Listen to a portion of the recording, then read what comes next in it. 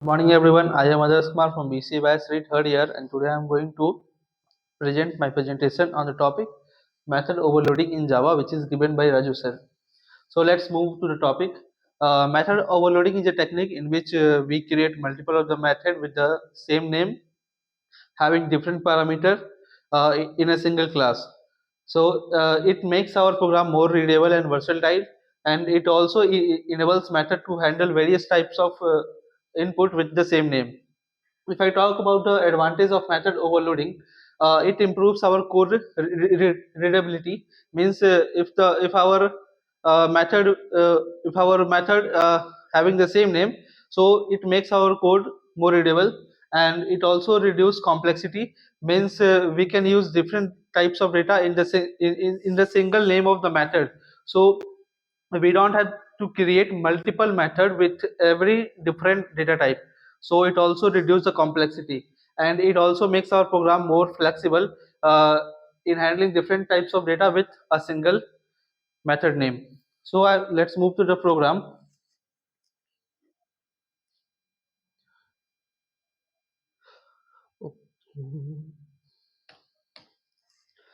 This is a sample program of the method overloading, in which there is a class that is overload, and in overload class there are three methods with the same name, and each method having different kinds of parameter.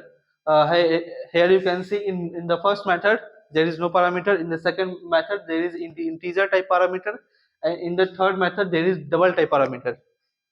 So in the main, I'm going to create a instance variable with a new class, that is overload class.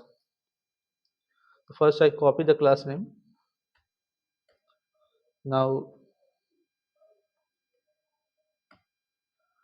m is our instance variable, and here we create a new class, that is overload, and we assign the overload class into the newly created instance variable m.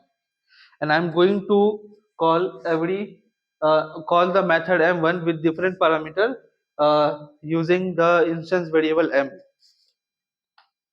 So m dot m1 with no arguments, m dot m1 with integer type argument, m dot m1 with double type argument. Okay.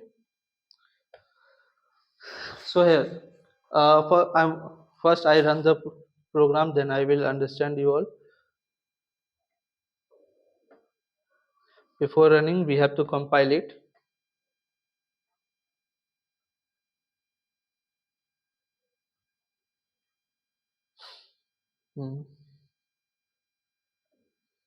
Java C control overload dot Java. Our program is successfully compiled.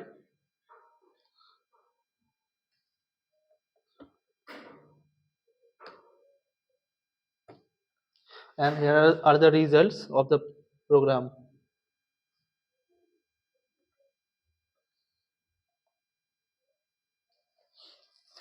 So here in first, I didn't pass any argument in the m1 method, so it searched the method m1 with no argument.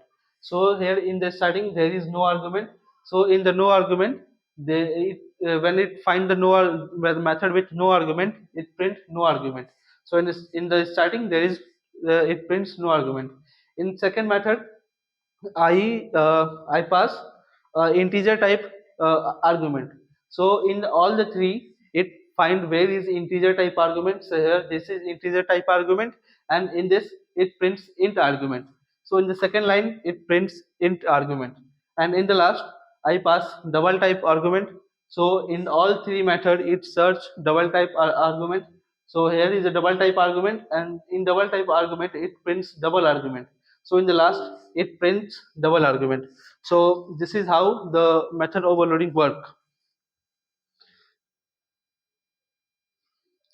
So this is how the method overloading work, and that's all from my side. Thank you so much.